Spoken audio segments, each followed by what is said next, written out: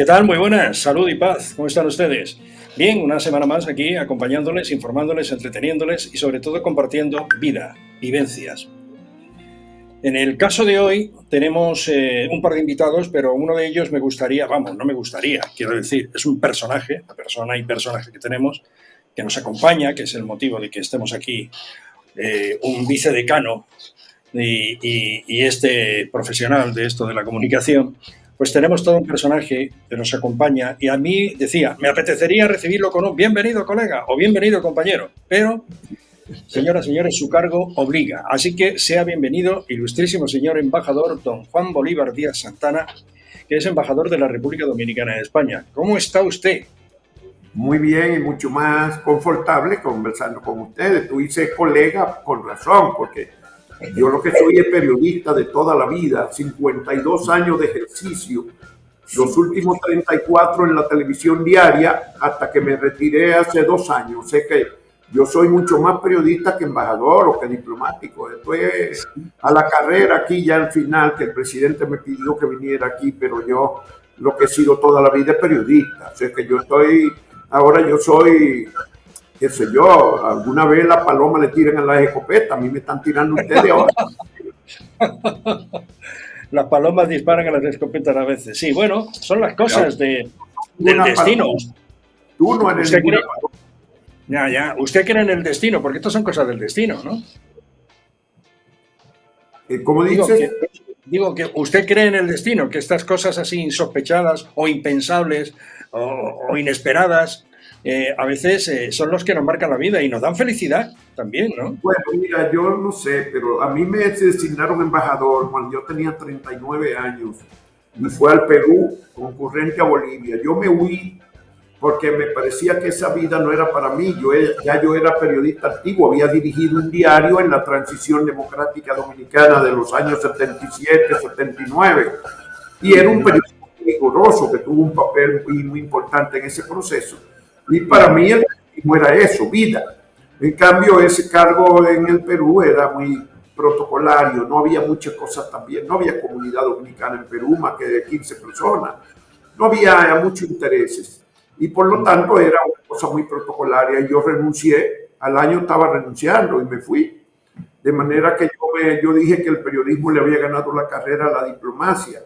Pero ahora al finalizar mi vida, ya en la recta final, dejo el periodismo para retirarme tranquilamente a mi casa y entonces me proponen venir de embajador a España. Ahora es al revés.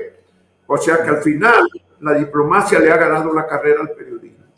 Bueno, pero yo supongo que en cualquier momento pueda tener algún tipo de incursión en la comunicación. Usted ahora, por cierto, tiene que estar muy comunicado, ¿no? Yo, por supuesto, tengo alguna nostalgia, pero no me hace falta. La verdad es que no me acostumbré. Yo me fui retirando poco a poco. Y la verdad es que yo me preparé para el retiro. Emocionalmente yo estaba listo para el retiro porque yo pasé como 5 años retirándome. Cuando yo cumplí 30, yo presenté mi retiro a la empresa y ellos no quisieron. Y pasé 4 años. Dejé una parte del trabajo, me quedé con otra y al final, hasta que al final me fui. Pero quiero decir que yo pasé 4 años retirándome. No me hace falta realmente, no siento la nostalgia, no me compele, no me siento presionado a volver ni tan pensando en eso. Muy bien, muy bien. Y quizá ha terminado de la comunicación, del periodismo, quizá haya podido terminar un poco cansado, porque me habló usted de más de 50 años, ¿no? 52 años en el mundo del periodismo. Sí, yo estudié periodismo en México y me gradué cuando yo tenía 24 años, 23 años tenía yo cuando me gradué. Así es que yo empecé muy temprano en la profesión. Y empecé de inmediato, me regresé a Santo Domingo y a los 15, 20 días yo estaba trabajando en el periodismo. ¿Dónde empezó antes? ¿Dónde debutó usted en el mundo del periodismo, de la comunicación? ¿En la radio? Porque ha hecho de todo, radio, prensa, televisión. Yo hice todo. Yo empecé en la radio. Después pasé a periódico y los últimos 34 años estuve en la televisión diaria. Pero yo hice todo porque yo fui un gremialista muy activo.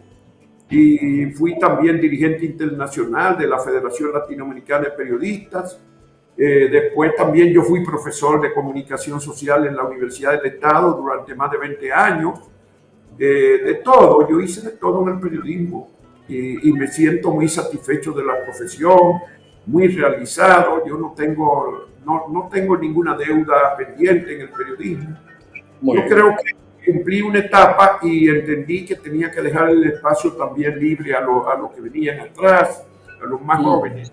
Y yo le dejé los espacios míos, lo abandoné yo por pura decisión personal, incluso con retaliación de los empresarios que no querían que yo me fuera, por lo menos en el canal, que yo era la cara. Imagínate, 34 años en un telediario. Yo no era presentador, yo era comentarista y entrevistador, pero yo era a la vez el director. Es decir, que yo era el alma de ese telediario, eran 2 horas y media todas las mañanas. Más de 30 años. Y más de 30 años. Sí. 4 años. Qué maravilla. Bueno, para usted nuestro país no es un desconocido, sino yo creo que todo lo contrario, ¿no? Ya en los años 60 estuvo usted por aquí, me han dicho, y además muy bien acompañado, ¿no? Bueno, yo vine aquí la primera vez en 1968 y yo vine de visita, pero yo después de eso vine, antes de ser embajador, no menos de 15 veces yo vine a España. Muchas veces de visita, pero yo vine a seminarios, yo vine por razones profesionales, haber invitado a exposición en la comunidad dominicana, muchas cosas. Otra vez era de paso en Madrid, pero siempre me quedaba un par de días en Madrid. De manera que sí, yo tuve... y entonces, como yo estaba trabajando en el periodismo activo, yo le daba seguir, por ejemplo, la transición democrática. Yo dirigía un diario cuando la transición en España, en el 75, 77, 78, 80. Yo estuve hasta el 84 dirigiendo un periódico. Entonces fue que me fui al Perú y volví después. Al volver fue que me inserté en la televisión, de regreso del Perú. Pero yo conozco la transición española y la vivimos. Porque además el canal donde yo trabajaba y el periódico donde escribía, es de un empresario español, una razón adicional, Pepín Corripio. Pero allá hay una colonia española muy importante, y muy importante en términos económicos y sociales.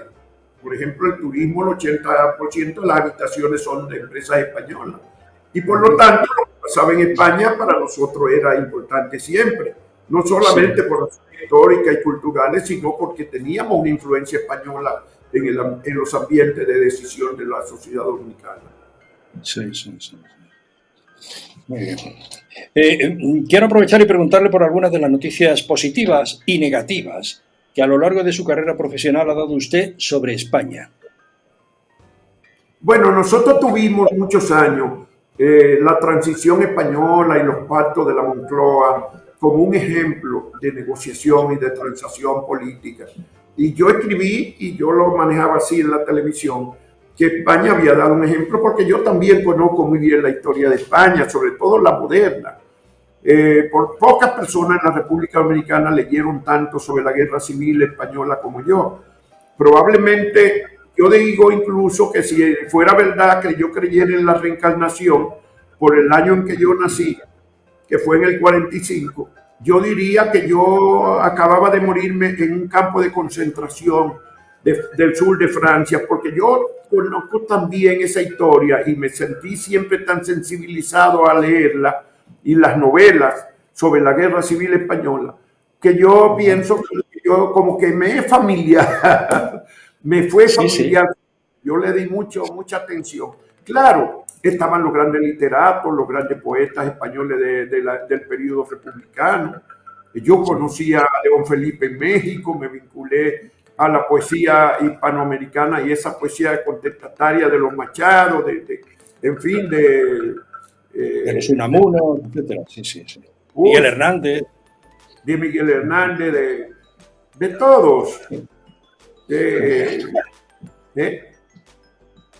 Interesantísimo, un hombre con mucha historia y además amando la historia. La verdad es que el periodismo y la historia, yo creo que en la gente que nos dedicamos a la comunicación, primero nos han encantado los temas relacionados con la historia y parte de la geografía, ¿no? De hecho, van unidas. Déjame decirte, lo mismo pasó con los cantantes españoles. Yo, por ejemplo, yo conocía y seguía a Raimon, un cantante catalán de la transición, pero igual era con Manuel Serrat, con muchos otros cantores de esa época. Había un valenciano, que era, ¿cómo se llama? Que era religioso, él había sido religioso, que tiene una canción muy, muy bonita, que es no, de Valencia, no es de cerca de Valencia, ¿cómo se llama? ¿No será Cataluña? ¿No estará usted pensando en Luis Llach, por ejemplo? No, en Luis Llach también, pero en Cataluña Luis Llach y Raimon, por ejemplo. Sí, claro. Muchos otros. Igual el grupo Mocedades, los grupos, en fin, había mucha gente que conseguía muchos cantantes de la época, poetas y cantantes.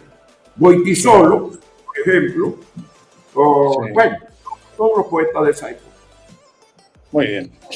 Bueno, quiero pedirle un comentario. Ya sé que su profesión, por lo menos en estos momentos, es la diplomacia, pero de verdad quiero pedirle con cariño, con amor, un comentario suyo, una reflexión sobre España y los españoles. Y nos encantaría, a mí me encantaría que nos marcase usted lo que le parece mejor y lo que no le parece tan bien. Bueno, yo creo... No sé qué le cuenta. Yo pienso que nosotros tenemos demasiadas similitudes. Claro que algunas cosas las heredamos de España. Por ejemplo, la pasión en la política en la República Dominicana es más o menos como aquí. Pero yo pienso que es demasiado fuerte la pasión por la política de la gente y la política es muy dura. Yo pienso que los españoles tienen que volver, que reconsiderar o reivindicar todo ese periodo de gran concierto que fue la transición democrática, sin la cual no hubiera avanzado tanto España como avanzó. Yo sé que muchas veces nos pasa a los dominicanos que nosotros nos vemos imbuidos por las limitaciones interiores y a veces creemos que estamos peor de lo que en realidad somos y exigimos mucho. Todo lo que tenemos espíritu crítico. Y en España hay mucha gente que ha perdido la perspectiva de que el país ha avanzado enormemente y se insertó en Europa y en el mundo. Bueno, hay siempre limitaciones y hay algunas cosas que no salieron tan bien como queríamos, pero en sentido general la historia es muy larga y los seres humanos a veces nos desesperamos y creemos que los cambios viajan en avión jet cuando en realidad van por tierra en un destartalado autobús o que suben en ascensor y en realidad están subiendo escalones por escalones, que es creo que es lo que ocurre. Entonces nosotros quisiéramos que los sueños de realización y de progreso se dieran en la dimensión de lo que uno quisiera, pero lamentablemente no es así. Si los sueños se dieran con la velocidad de los grandes soñadores, el mundo sería muy diferente, porque toda la vida ha habido grandes soñadores y luchadores por la mejoría de la condición humana, y sin embargo, los procesos son lentos, realmente lentos. Ya. Yo siento también, tengo una cierta, yo diría que seria, o por lo menos profunda sensibilidad por la situación de los pueblos americanos, hispanoamericanos, latinoamericanos, que lo tenemos más cerca aún. Y la verdad es que también me duelen muchas cosas. Quiero decir que me gustaría que hubiese menos... Está todo muy politizado y con intereses muy interesantes creados, intereses muy creados. Ni aquello, yo creo que ni América despega o se despega de esa liga política, ni España tampoco. Estamos y cada vez más, no quiero decir más, más metidos, más politizados sería el término un poco común y sencillo, pero que es verdad. Vivimos demasiado en la política y con la política. ¿A usted no le parece que la política además está un tanto desconectada de la dura realidad, de la cruda realidad, de los ciudadanos que lo tienen muy complicado o lo tenemos muy difícil? Y a mí me duele mucho Venezuela, me duele mucho Argentina, me duele mucho Ecuador, Perú, Nicaragua. Fíjese que incluso Brasil, ¿no? Incluso, evidentemente. Entonces, digo, qué mal, ¿no? Qué mal lo estamos haciendo todos, porque en España precisamente en tono mea culpa, de modo personal, pero seguramente muchos españoles estarán con esta teoría, que estamos demasiado sumergidos, viviendo demasiado y visceralmente la política, cuando es algo que es un arte y que además es para los políticos. Es como si viviésemos, yo me imagino el mundo de la política como una comunidad de vecinos y que entre todos los vecinos hay que elegir a un presidente y ese presidente de la comunidad, junto con la administración, es decir, aquello que llevan las cuentas, pues hacer lo mejor posible para esa comunidad, que funcione el ascensor, que haya unas escaleras, unos medios de acceso a aquellas personas que tienen discapacidad en un momento dado, es decir, que cubra las necesidades, que si tienen piscina que esté cuidada y no esté infectada, que los niños respeten también las instalaciones, que lo aprenda de los mayores, pero que no estemos todo el día metiéndonos con el presidente de la comunidad, sea quien sea y cual sea, sino que está para solucionar, vamos a darle un tiempo y si no lo soluciona lo ponemos en la calle. Finalmente creo que esto quiere ser gráfico, aunque sea muy simplón, pero se da la mano con la realidad. Y yo tengo América Latina, pues que yo me informo de las noticias latinoamericanas como de las españolas. Eso es lo que quiero decir, ¿no? Lo mal que lo está pasando en estos momentos la presidenta argentina, ¿no? No sé si será justo o no justo, pero unos dicen que sí, otros dicen que no. Y todo esto, de verdad, a veces digo, pero si es que a los políticos hay que dejarlos que hagan política y llegado el momento decimos sí o no. Sí. Mira, yo creo que la democracia pasa por un momento difícil, tanto en América Latina como en Europa ahora mismo. Tal vez una crisis de crecimiento, ojalá que sea de crecimiento. No hay un periodo que fuera más brillante para Europa, para América Latina y tal vez para el mundo que el que siguió a la Segunda Guerra Mundial. De las últimas décadas del siglo pasado, sobre todo las últimas 4 décadas del siglo, o 5, esas décadas fueron de un crecimiento esplendoroso, de un mejoramiento de la democracia, un crecimiento de las expectativas democráticas. Pero había una lucha ideológica que la incentivaba. La política tenía un componente ideológico muy importante. Al caer el muro de Berlín, que tuvo como positivo el que para muchos países que tenían una opresión se liberaron de ella. Pero para el resto del mundo hubo un retroceso en términos de que la política se hizo muy primitiva, muy coyunturalista, y los políticos perdieron la perspectiva ideológica y la política se convirtió en una lucha por el poder mismo. Y de ahí vino la enorme corrupción que ha caracterizado la política en Europa y en América Latina, pero sobre todo en América Latina y en mi país. Y ese periodo de las últimas 2 o 3 décadas después de la caída del muro de Berlín, desapareció el sindicalismo como un mecanismo de presión y por lo tanto de búsqueda de mayor equidad. Se concentró enormemente la riqueza en el mundo y los grandes países se distanciaron de los países en desarrollo, incluso con los que tenían deudas por haber sido colonialistas y por haber explotado la riqueza de esos países, se distanciaron de ellos.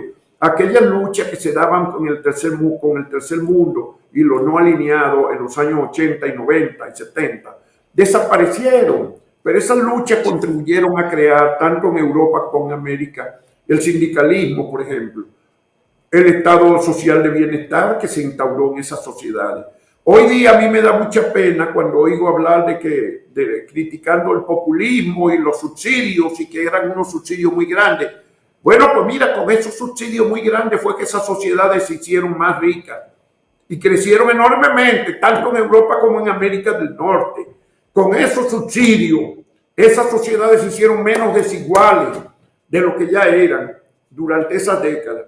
Al eliminar los subsidios, eliminar las luchas ideológicas y el sindicalismo caer en la inoperancia, porque lo corrompieron también, esas sociedades lo que están es volviendo a ser cada vez más desiguales y la riqueza se concentra cada vez más en el 1% de la población. ¿Eso a dónde lleva?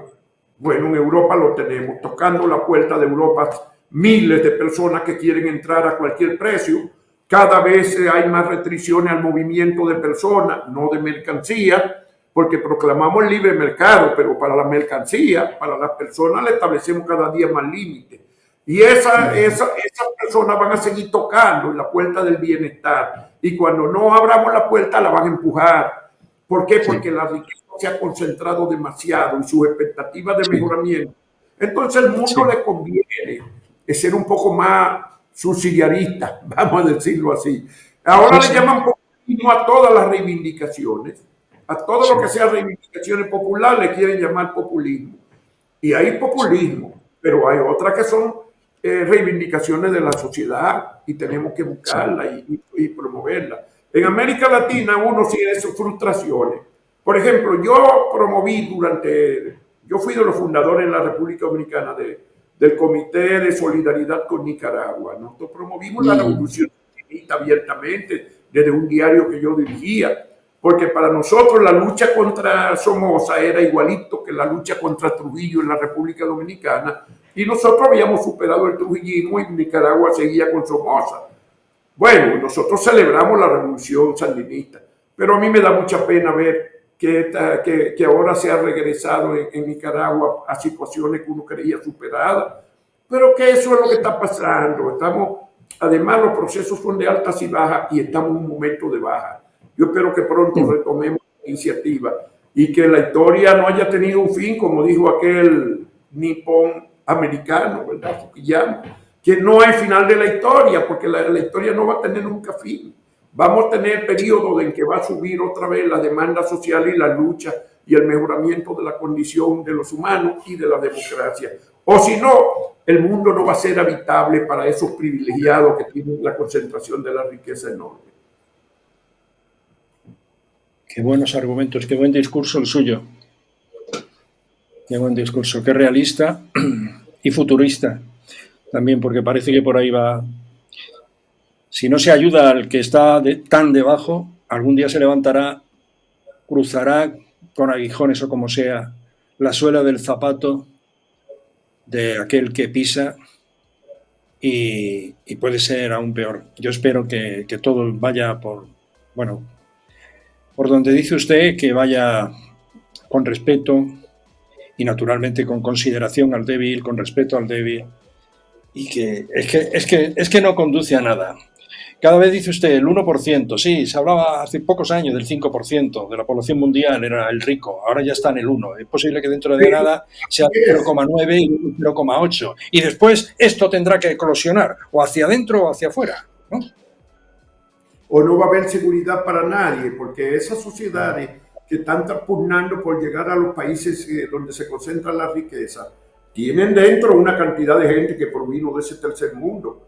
Y esa gente se va a convertir en una amenaza a la seguridad de los propios, y lo que vienen empujan también. Eso no quiere decir que no haya regulaciones ni límites, porque yo estoy absolutamente convencido de que hay que establecer regulaciones y límites al movimiento migratorio. Lo que tiene que haber es mayor justicia hacia afuera, hacia esos países, más incentivo al desarrollo, menos políticas imperialistas y dominantes como las que han habido en muchos de esos países que andan huyendo ahora. Porque ¿qué pasó con Siria, con Irak, con Libia, con todos esos países? Se destruyeron lo que había. Y lo que había se supone que no era democrática, pero escogimos nada más destruir lo que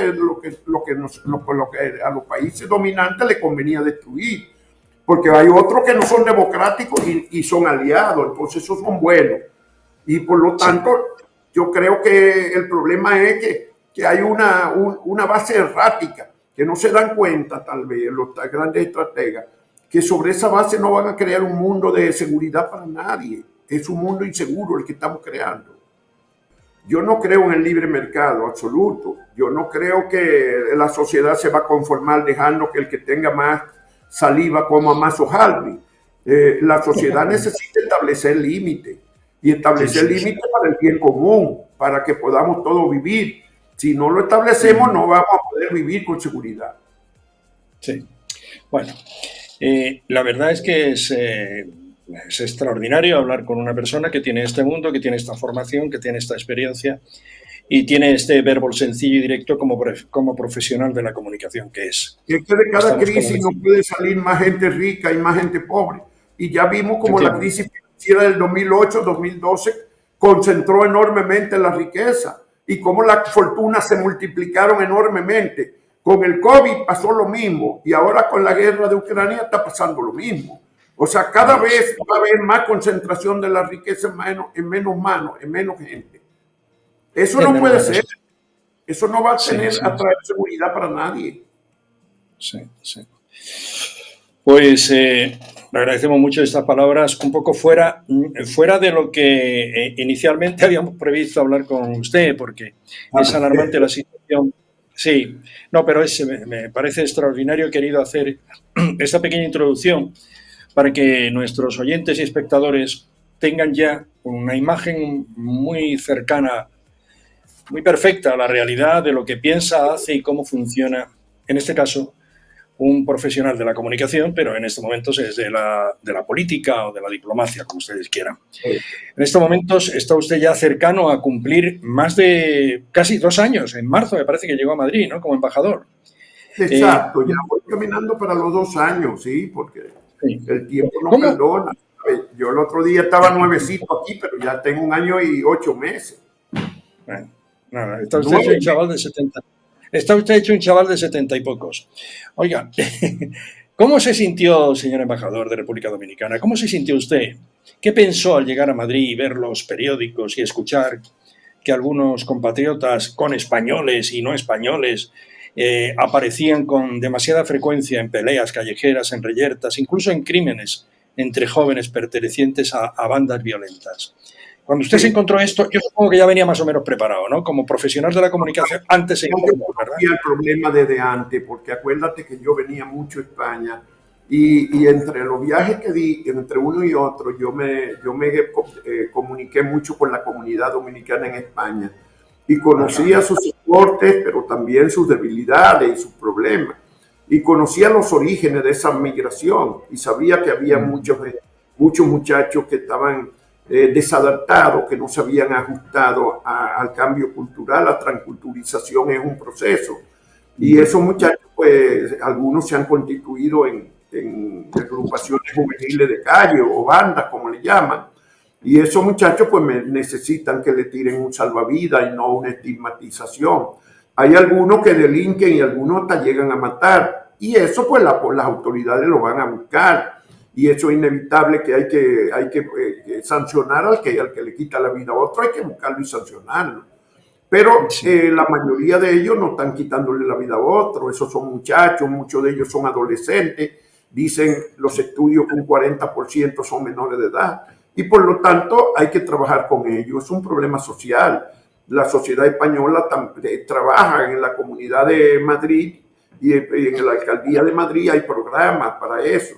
Y nosotros también en la embajada hemos estado desarrollando programas de acercamiento a los jóvenes, a la comunidad dominicana en los barrios y buscando contribuir a que esos jóvenes se reencaucen por el estudio o por el empleo o ambas cosas a la vez. Y eso es lo que tenemos que hacer. Nosotros no nos podemos lavar las manos porque son ciudadanos españoles ya.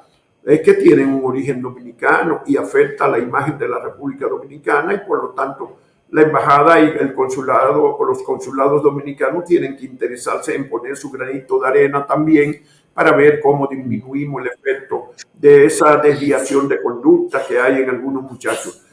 Lo que sí dejamos claro siempre es que la inmensa mayoría de los dominicanos y dominicanas que están en España son trabajadores, que si hay 200 muchachos, 300 organizados en esas bandas o en esas agrupaciones, hay que recordar que nosotros tenemos una comunidad aquí de 190,000 personas, por lo menos eso es lo que están registrados entre los que son ciudadanos dominico-españoles y los que son residentes.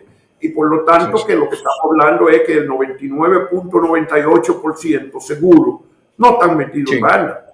O sea, el 0.2 o 0.1 los que están metidos en esa agrupación. Lo que pasa es que, claro, cuando hay muertes, pues eso llama mucho la atención. Pasa como, por poner un ejemplo, si me lo permite, en los estadios de fútbol, ¿no? Usted esto lo conoce también mucho, en Latinoamérica se da, ¿no? Hay países que el fútbol es el Dios, bueno, Dios, Messi y compañía. Messi, Maradona, etcétera. Quiero decir que hay veces que se despierta también por ahí la violencia. y Sí. claro, se pierde un poco el control, pero de que hay un estadio lleno con 60 o 80.000 personas y hay 200 que la arman y hay víctimas y hay problemas y eso es lo que sale en los papeles. Eso es lo que sale en los papeles, pero tiene que salir, evidentemente. Porque luego hay una especie de, no sé cómo decir, no digo de leyenda, pero de algo que a veces oyes así escuchando a la gente cuando escucha un informativo, un telediario, etcétera. Si esa violación no la hubieran puesto en la tele, no habría imitadores. Y entonces yo digo, ¿entonces qué hacemos? ¿Informamos o no informamos? Habrá que informar. Lo que habrá que también es formar a la sociedad para que no llegue a esos extremos. Pero informar hay que informar. Es decir, hay que contarlo, ¿no? Usted es periodista y en este caso también político, embajador. Sí, yo no puedo decir que no se va a informar. Eso evidentemente que sí, que se tiene que informar. Lo que digo que pido a la gente que eso es una minoría absoluta, que no aunque sí, admito que nos compromete, o sea, nos afecta y por eso también trabajamos con ellos. Por ello mismo y porque afecta a la imagen del país, tenemos que trabajar con esos muchachos y tenderle puentes y ayudarlos. Eso es una realidad que tenemos, que no podemos evadir. Embajador, si me lo permiten, voy a dar paso. Hemos buscado a una persona que está trabajando en este apartado social, sí, que es un experto en la materia, español, es vicedecano del Colegio de Criminología de Madrid y está trabajando, este es su apartado o esta es su especialidad, con o sobre las bandas violentas juveniles. Creo que el término es válido. Don Abel González, bienvenido, buenas tardes. Vicedecano, ¿qué tal? Hola, buenas tardes. Hola, ¿qué tal? Hola. Encantado de estar aquí con vosotros. ¿Qué tal? Buenas tardes. Bien, estás escuchando al embajador de República Dominicana, que naturalmente le preocupa, pero no solo a él, sino también a los españoles, porque decimos, es que son latinos. No, perdón usted, es que muchos son españoles. Y vamos, muchos, muchísimos, y otros eran a lo mejor, no quiero decir suecos, pero que una cosa es la banda juvenil y otra cosa es el origen. Y el origen no marca, no estigmatiza, entiendo. Y es como debemos dejarlo bien claro, entiendo yo. Claro.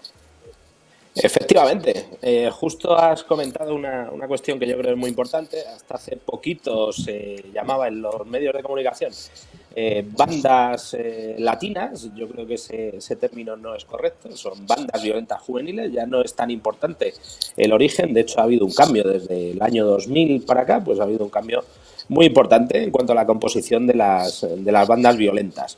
Hemos tenido un periodo en el que no han estado tan activas y ahora tenemos un periodo en el que pueden estar más activas. Escuchando atentamente al embajador de República Dominicana han salido cuestiones que yo creo que son sumamente interesantes o que desde el ámbito criminológico trabajamos. Lo primero es el estigma. Él ha hablado de que no tenemos que estigmatizar y también ha salido aquí el ámbito o el tema de informamos, no informamos. Esto me lleva a los debates que teníamos en cuanto al terrorismo también, ¿no? Que busca el terrorismo, bueno, pues busca esa difusión, los medios de comunicación lo hacen. Efectivamente hay que difundir estas noticias. ¿Por qué? Porque así vamos a movilizar diferentes recursos y nos van a servir precisamente para poder trabajar y para poder evitar que nuestros jóvenes formen parte de estas bandas, porque el problema no es el origen, el problema son una serie de circunstancias que existen alrededor de los jóvenes, sobre todo pues el hecho de situarse o no pensar que puedan encajar directamente en nuestra sociedad y buscan en las bandas o las bandas encuentran precisamente un lugar en el que sí son comprendidos, en el que sí tienen un grupo que los apoya y eso es lo que tenemos que trabajar. Si desde los medios de comunicación, en este caso, estamos estigmatizando, y os voy a poner un ejemplo. Yo estaba en un congreso en México y allí, bueno, pues había pandilleros, antiguos pandilleros de Los Ángeles, pandilleros de verdad, de los que estaban, bueno, hablando con ellos me decían que consideraban que el que estuvieran allí era un auténtico milagro porque ellos pensaban que no iban a llegar a los 18 años vivos. Y me comentaron, ¿cómo está la situación en España? Esto ya hace unos años. Y les comenté, bueno, pues tenemos diferentes grupos allí, hay diferentes bandas, y unos son los Dominican Don't Play. Claro, me dijeron, ¿cómo se llaman? Dominican Don't Play. Dice, los dominicanos no juegan. Dice, bueno, pues esto no sé.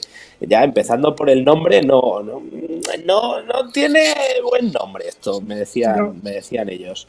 Y precisamente ellos trabajaban, que es un ejemplo con el que podemos trabajar aquí en España. Uno de ellos era abogado, nos comentaba el problema que había también en cuanto a a las deportaciones masivas que había de pandilleros en Los Ángeles, en los que la propia policía determinaba si eran pandilleros o no. Eso formaban parte de una base de datos, y con eso era con el que el gobierno estadounidense, precisamente el gobierno de Obama, porque podemos pensar que podría haber sido de otro signo político, pues hizo una serie de expulsiones masivas que no se conoció en la prensa hacia México. Claro, iban hacia México.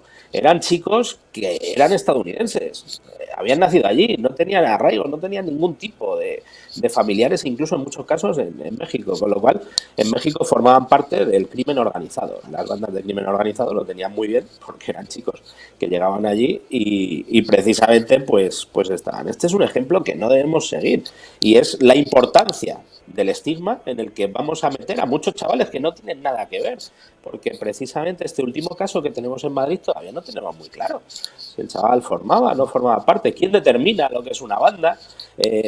Muchas veces ese simple hecho estamos ya tratando el problema de una manera que yo creo que no es adecuada, y creo que desde las diferentes instituciones pues eso es lo primero que deberíamos pensar, lo primero en lo que se debería pensar. Por eso desde el Colegio de Criminología de Madrid pues por lo que abogamos es por tener estudios rigurosos, primero para saber cuál es la situación real, en el que nos vamos a nutrir de un montón de datos. El último estudio que tenemos en España, un poco más riguroso, sobre bandas violentas, hecho en la Comunidad de Madrid, pues es del año 2007, 2008. Ha llovido ya, lo hizo la Universidad Autónoma de Madrid.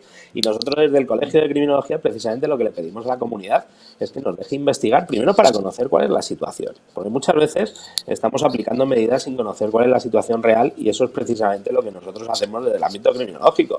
Vamos a ver, el embajador estaba hablando de ese 0,2% de dominicanos o de origen dominicano que pueden estar. Es que si investigamos a lo mejor tenemos un porcentaje más pequeño, porque yo en mi desempeño profesional me he encontrado, la primera parte que estábamos hablando, pues bandas violentas en las que eran Latin King, que en teoría eran ecuatorianos, pero yo me he encontrado allí rumanos, búlgaros, de todo tipo. En ese sentido, es decir, que el origen no es tan importante. El perfil de los chavales que pueden formar parte de estas bandas es diferente. El origen ya no es tan importante y es diferente. Es sobre todo pues una serie de aspectos que podemos detectar incluso desde los centros educativos, y es de donde debemos trabajar para poder detectar a estos chavales y ya poner en marcha pues cualquier tipo de mecanismo para poder, como ha comentado el embajador, el tema del empleo, el tema del deporte, el tema de tener un enganche, de tener algo que sea prosocial. Nosotros hablamos de prosocialidad en vez de antisocialidad, que pueda engancharlos. Eso es lo que se hace también pero muchas veces ya es tarde, porque se hace desde los centros de menores, de la Agencia Madrileña de Reeducación, pero nosotros abogamos por una prevención muchísimo más temprana. Detectarlo mucho antes, desde los centros educativos, son cuestiones que hemos estado trabajando, y a partir de ahí conocer cuáles son los factores de riesgo, actualizar esos factores de riesgo. Sabemos cuáles pueden ser, pero la situación actual, lo primero que necesitamos es un gran estudio. Igual que le pedimos a la Comunidad de Madrid que nos deje hacer una gran encuesta de victimización en la Comunidad de Madrid para saber pues cuál es la delincuencia que tenemos, ¿por qué no vamos a tratar de conocer cuáles son los datos que tenemos en cuanto a estas bandas violentas para tratar de evitar lo que está sucediendo? Seguramente el señor embajador tenga más datos. Yo sí puedo avanzar que la Embajada Dominicana está trabajando en evitar que estos jóvenes pasen a engrosar las filas de grupos organizados, y que son gente que los utilizan para delinquir, intimidar, incluso lo que hemos visto, asesinar, desgraciadamente. No sabemos si el último caso de Madrid es para ese saco en que cabe todo, que son dominicanos o que son latinos o que son bandas violentas.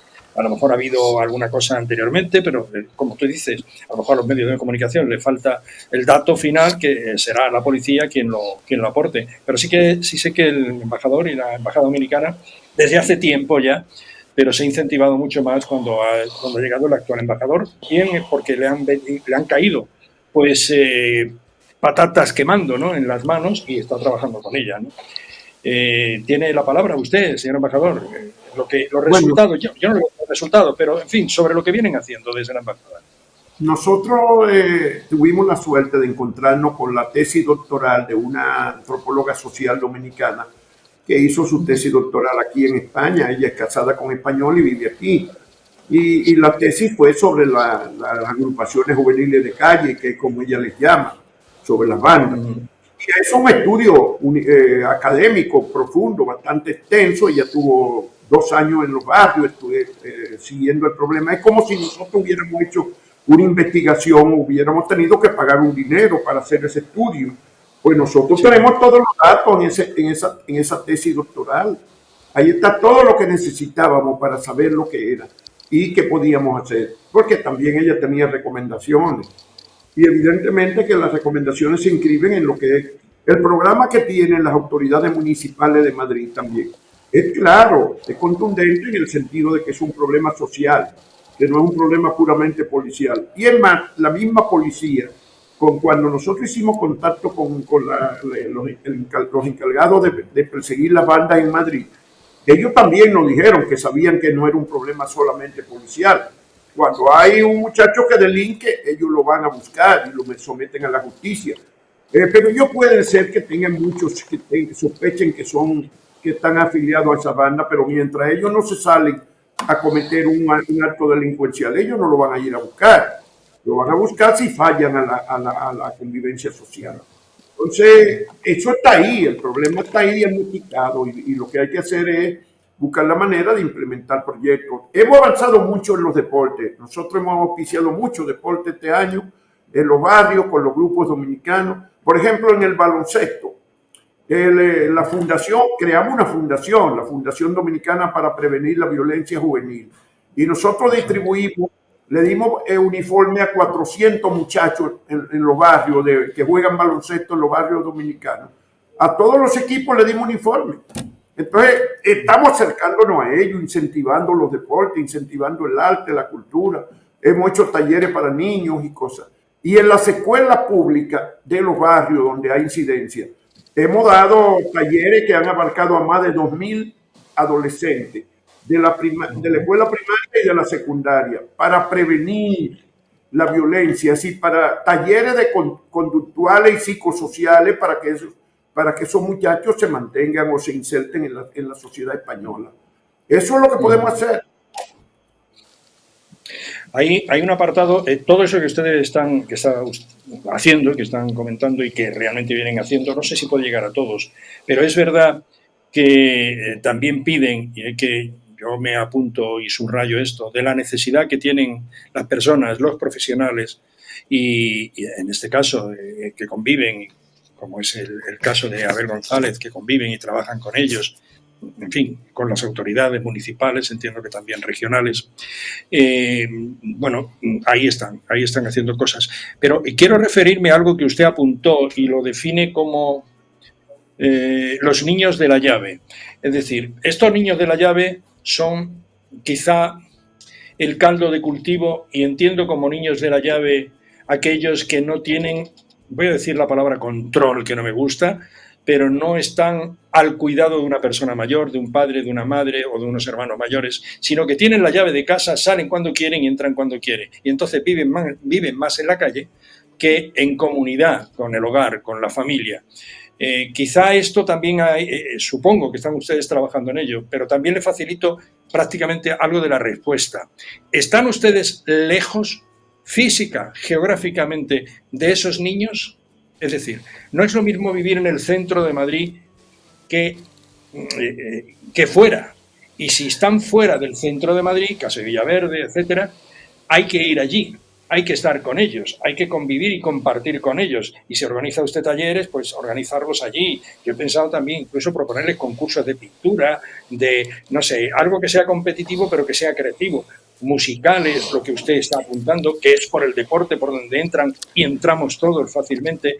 Y yo por eso les felicito, por esas iniciativas que tienen en marcha, incluso si pueden poner algunas más y más cercanas al lugar donde están esos chavales, mejor. Le preguntaba, ¿los niños de la llave es la cuna de este abandono para que luego se convierta en violencia? Mira, en toda la embajada, todo el personal de la embajada, nosotros no solo creamos una fundación con las organizaciones sociales dominicanas y personas profesionales dominicanos en actitud de colaborar, creamos una fundación pero además todo el personal de la embajada ha estado asistiendo.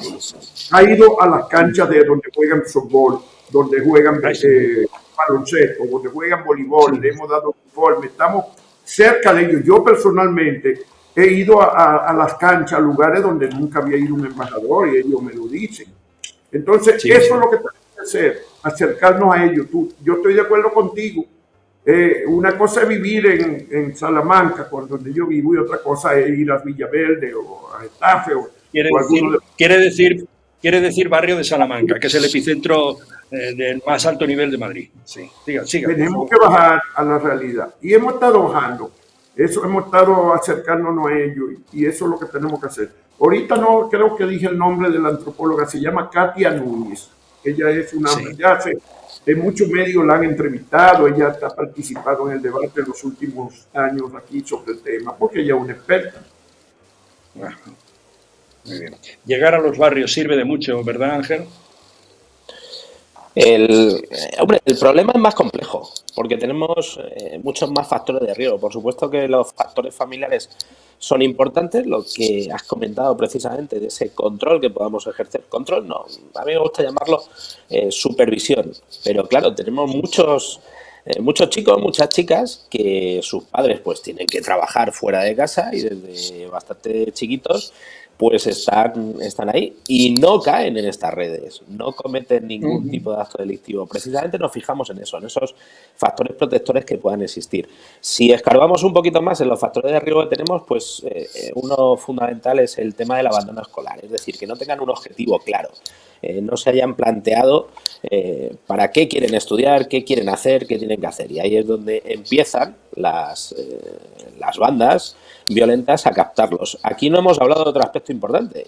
Y un aspecto importante de las bandas precisamente es que forman parte de un ámbito delictivo más amplio, en el que tenemos adultos, tenemos personas adultas que precisamente los utilizan para esta. Incluso hemos visto, o se ha podido comprobar con actuaciones policiales de hace muy poquito tiempo, que tienen conexión incluso con la ciberdelincuencia, es decir, estas organizaciones criminales, porque lo suyo es denominar las organizaciones criminales, pues detrás está un negocio, está el negocio de la droga, en el que utilizan a estos chavales como pequeños camellos, como las personas que son las que están ahí, los piden que cometan pequeños delitos o incluso delitos de robos con violencia, y también tienen que ver con ese ciberblanqueo de capitales o cuestiones relacionadas con la ciberdelincuencia, que eso encaja un poco más con mi especialidad. Yo estoy más especializado en ese ámbito y lo hemos encontrado, es decir, que es un problema mucho más complejo.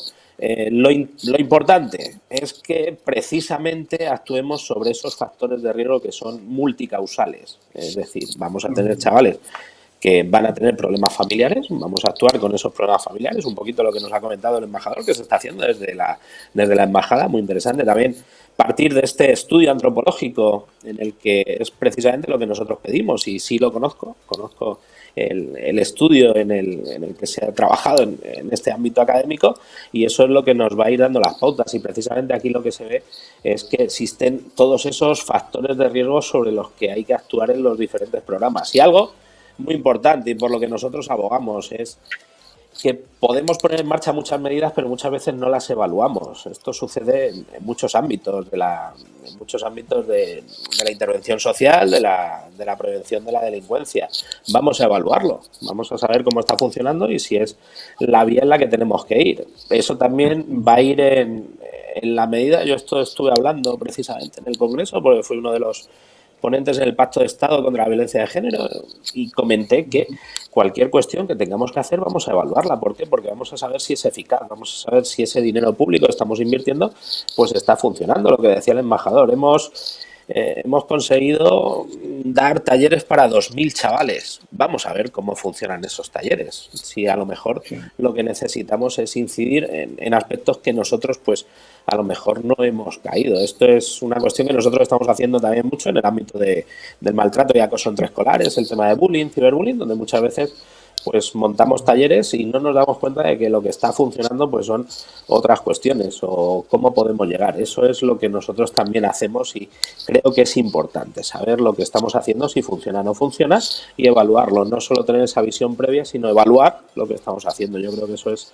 una cuestión en la que también debemos invertir y sobre todo para las instituciones públicas, en este caso la Embajada Dominicana, pues va a ser útil. ¿Por qué? Porque vamos a saber si ese dinero que tenemos, porque me imagino que la Embajada no tiene fondos ilimitados, sino que tiene fondos limitados. Bueno, pues vamos a ver si esos fondos, con esos fondos puede ser más eficaz, esa eficacia, esa eficiencia de lo que hacemos. Desde el trabajo profesional y especializado que tenéis, y ahí están.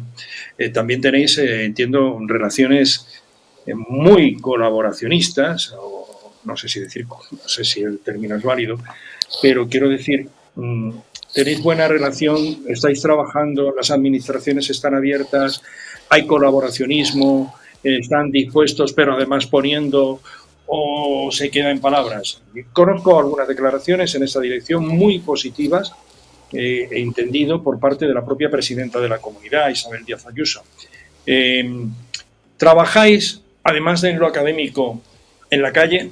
Si me permites el planteamiento de la pregunta, querido Ángel. Sí, aquí la experiencia que tenemos nosotros, somos una profesión muy joven todavía, algo desconocida, porque esto de la criminología, la gente se pregunta ¿para qué sirve? Muchos dicen esto es CSI, lo asocian con la policía. No, nosotros servimos para prevenir y prevenir de manera muy temprana. De hecho, estamos y hemos hecho planes de prevención en centros educativos y estamos ahí trabajando.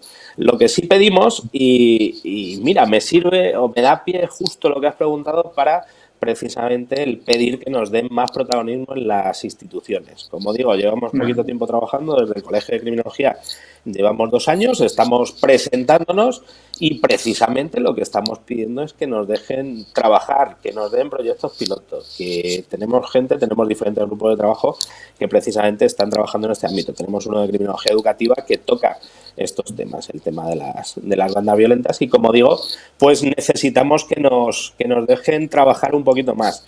Lo que hemos visto a nivel local, en algunos lugares puntuales, es que el potencial que tienen las administraciones no se está utilizando y eso es precisamente lo que nosotros hacemos.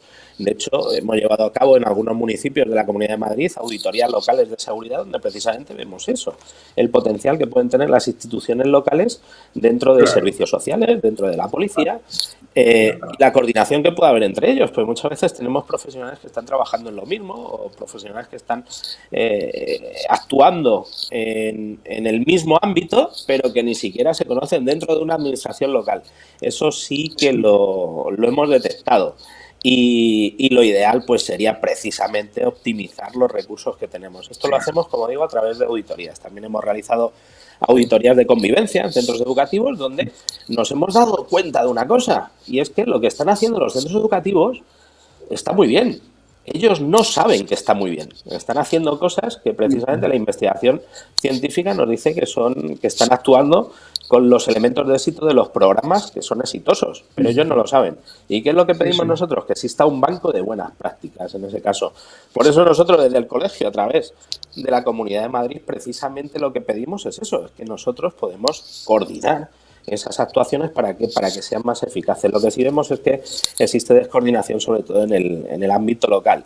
Y ya lo que nos toca, y como me has dado pie, pues también esa petición que hacemos de colaboración con diferentes instituciones desde el ámbito criminológico para que nos usen, para que nos utilicen. ¿Por qué? Porque somos los profesionales mejor formados para la prevención temprana de la delincuencia. Es que es la única carrera, los únicos estudios en los que precisamente se estudia eso.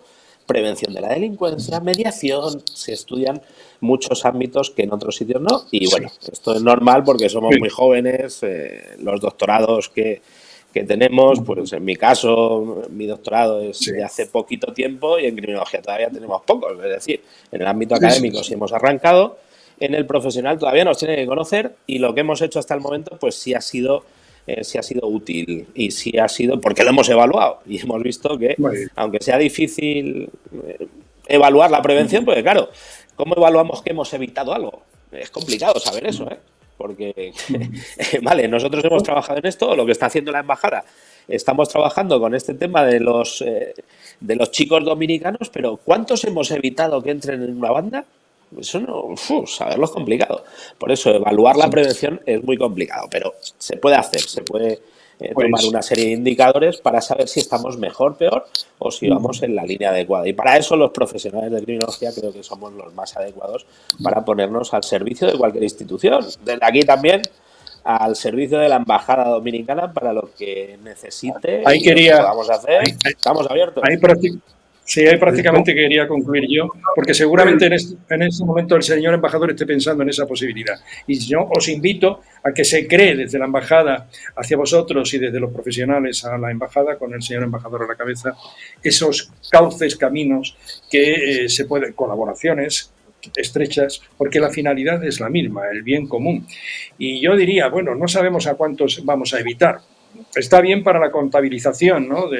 Para contabilizar resultados, éxitos o no. Pero lo importante es que aquello que nos encontremos se vaya solucionando a la medida que se vaya pudiendo. Y ojalá aquí se abra una puerta en la embajada hacia vosotros y de la universidad también hacia la embajada. Cuanto más seamos, la unión hace la fuerza, ¿no? Señor embajador, quizá Totalmente abiertos. La unión hace la fuerza, ¿no? Y se abren más posibilidades. En fin, habéis pulsado, no sé si el señor embajador tiene respuesta a esto, pero quizá tú, Abel, sí puedes haberlo planteado incluso, ¿no? No sé si forma parte de un cuestionario, en fin, para conocer más a estos chavales que piensan, cómo ven el mañana y tal. Se les ha preguntado, porque yo quiero imaginar, e imagino, que si a estos jóvenes se les pregunta por un sueño, seguro que cada uno de ellos tiene un sueño. Bien, uno querrá ser futbolista, otro torero, pero te pueden salir también gente sencilla y gente que quiere escalar, que quiere ser alguien, porque escribe bien, porque pinta bien, porque tiene sueños. Preguntáis esto, ¿tú qué quieres ser de mayor? ¿Qué le gustaría hacer? Porque a lo mejor si ellos escogen aquello que más les gusta, podamos llevarlos mejor a aquello que ellos quieren practicar, ya sea uno quiere ser carpintero, como decía el otro futbolista, el otro, etcétera, etcétera, baloncestista, lo que sea. ¿Tienen sueños y los tienen tangibles? Esto encaja perfectamente con una de las cuestiones que utilizamos nosotros. Nosotros utilizamos diferentes herramientas de valoración del riesgo y tenemos unas herramientas que en vez de valorar el riesgo lo que hacen es valorar los factores de protección, ya sean familiares, porque hemos estado hablando que a lo mejor pues lo que han tenido es ese perfil que nos ha comentado el embajador, en el que la madre está trabajando todo el día, son madres solteras, han venido aquí, pero muchos de ellos también han venido la abuela, ¿no? Han venido los abuelos, y son los que tienen, y el enganche precisamente está en ese ámbito familiar, está con los abuelos. Otro enganche que tenemos son las habilidades que ellos puedan tener y sobre todo en las que se puedan desarrollar, porque pueden haber fracasado dentro de los colegios precisamente porque su nivel, el nivel con el que venían o con el que han podido venir, que eso ya no se da tanto, porque ya tenemos chicos que han nacido incluso aquí y han seguido el sistema educativo español. Bueno, pero tienen otra serie de aspectos con los que podemos sacar, y eso encaja con un problema que yo creo que es más grave, lo ha dicho el embajador, y es precisamente con el sistema educativo que podamos tener en España o las respuestas que podamos tener desde el sistema educativo para tratar de sacar no solo a chicos que puedan estar en bandas violentas, sino en general, ¿no? Aquellos que no siguen el ritmo normal, que no han podido hacer bachillerato, que no han podido hacer una carrera universitaria, y al final, bueno, pues tenemos que darle esa salida a través de formación profesional o diferentes aspectos. Ahí yo lo que he trabajado, incluso las escuelas taller, bueno, pues son lugares magníficos para tratar de enganchar a estos chicos. Y ahí es donde empieza el sueño. Aquí tenemos que tener en cuenta una cuestión, y es que son adolescentes. Tú le preguntas a cualquier adolescente qué es lo que quiere hacer y es vivir el día a día. Y eso es precisamente lo que le da estas organizaciones. Y es que tenemos que tener en cuenta también que las bandas pues tienen un sistema de promoción, ¿no? En el que tienen que conseguir una serie de retos, que posiblemente es con lo que estemos ahora con este último caso, y eso para escalar dentro de la organización, dentro de la banda, ¿no? Yo ya puedo ser pues un jefecillo, Y eso es precisamente lo que buscan también. Lo que tenemos que romper es ese ámbito, que no sea atractivo para ellos el escalar dentro de una banda, que también se da. Pero debemos tener en cuenta una cosa, que es sobre todo ese momento en el que están. Cada vez tenemos chavales más jóvenes, que de eso no lo hemos dicho, en el que, bueno, pues con 11, 12, 13 años no saben absolutamente nada. Yo el problema que me he encontrado entre ellos y el problema que me he encontrado dentro del ámbito de la delincuencia juvenil es precisamente eso, que no tienen ningún tipo de expectativa. ¿Por qué? Porque no se le ha creado esas expectativas. Pero luego eso también puede ser peligroso y es algo que conocemos desde criminología, que es la teoría de la tensión, ¿no? En el que, y eso se ha visto con el sueño americano, todo el mundo tiene que conseguir un buen trabajo, un trabajo en el que gane 2.000 euros al mes, a ver quién consigue eso y dónde están los medios que me proporciona la sociedad para eso. Y al final pues tengo esa teoría de la tensión entre los fines que la sociedad me está obligando a conseguir y los medios que me pone la sociedad que no son los adecuados. Y ahí es donde debemos intervenir con ellos. Por eso digo que este problema es poliédrico y sobre todo hay que tratarlo caso por caso. Y efectivamente, con uno de los últimos casos que tengo, pues una de las cuestiones que hemos tenido con un chico es precisamente el tema del baloncesto. Conseguimos sacarle por el tema del baloncesto y hemos conseguido sacarle en el ámbito de que quiera hacer un grado medio que se adapta, bueno, pues un poco a las inquietudes que tiene, que en este caso es en el ámbito informático, ¿no? Tema de videojuegos, tema de creación de videojuegos, y por ahí sí se puede ir, pero siempre tiene que haber algún profesional, tiene que haber alguien que sea el que le oriente un poquito en ese sentido, porque nos encontramos pero es algo común a todos los adolescentes, le preguntamos a cualquier chico que tiene una vida normalizada, entre comillas, y qué quiere hacer el año siguiente, e incluso cuando tienen que elegir en bachillerato, pues no saben, o cuando tienen que elegir una carrera universitaria, tampoco saben. Pues si eso lo llevamos al ámbito en el que es un chico que se nos ha quedado descolgado, que tiene problemas, problemas más profundos, pues el sueño a lo mejor puede ser: yo quiero ser un jefecillo de esta banda, o quiero tener a mi cargo a unos chicos a los que... Hay muchos. Ese es el problema. Es muy poliédrico y es muy amplio, muy extenso y muy intenso. La verdad es que podríamos estar charlando y hablando de esto, tratando de ayudar, pero necesitamos más horas.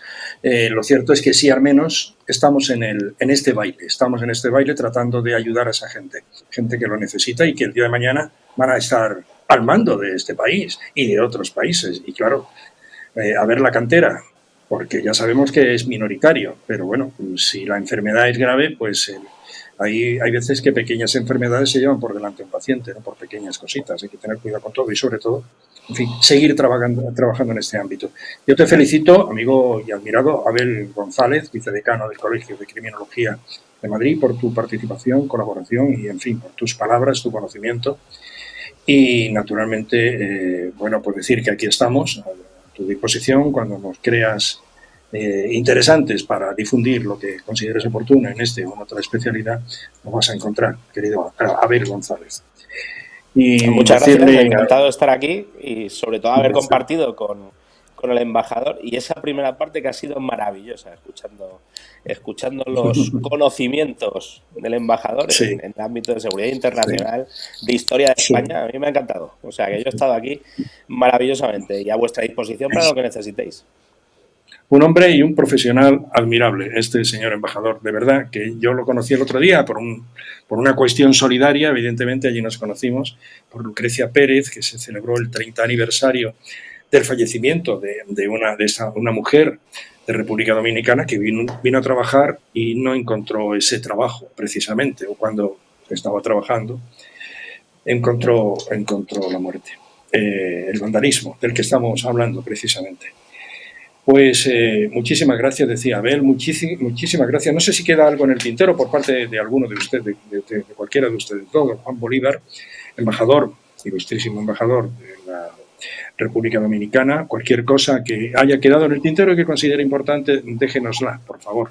Y repetirles, antes de que usted nos diga adiós, que agradecemos y celebramos haber tenido un hombre tan preparado, tan culto, tan buena gente y al mismo tiempo Luis y y al mismo tiempo un orgullo porque es usted un compañero, al mismo tiempo. Yo agradezco Dígame. mucho la confianza y este diálogo y la participación de Abel González también. Por supuesto que yo soy comprensivo de todos los fenómenos de las migraciones en el mundo, que las he estudiado bastante, las he seguido porque nosotros también somos un país de migrantes y tenemos muchos emigrantes en el exterior.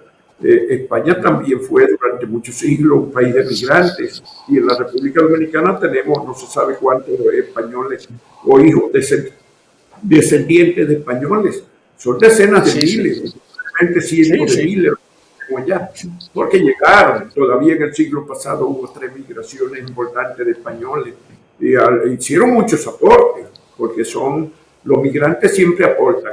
Hay gente que estigmatiza las migraciones y a veces nosotros los dominicanos pasamos por esas pruebas también, pero no, hay que colocar en su dimensión justa el esfuerzo de los seres humanos por reproducirse, por progresar, por avanzar, y que toda la historia de la humanidad es la historia del movimiento de los seres humanos, de las migraciones. Sí. Muy bien. Señor embajador, es un placer, decía, escucharle. De rica palabra, verbo fácil, sencillo, directo, claro y culto.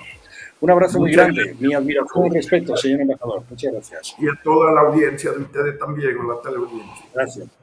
Abel González, vicedecano del Colegio de Criminología de Madrid. Un abrazo fuerte a ambos, ¿eh? Hasta siempre. Un abrazo, un placer haber estado con todos vosotros. Gracias.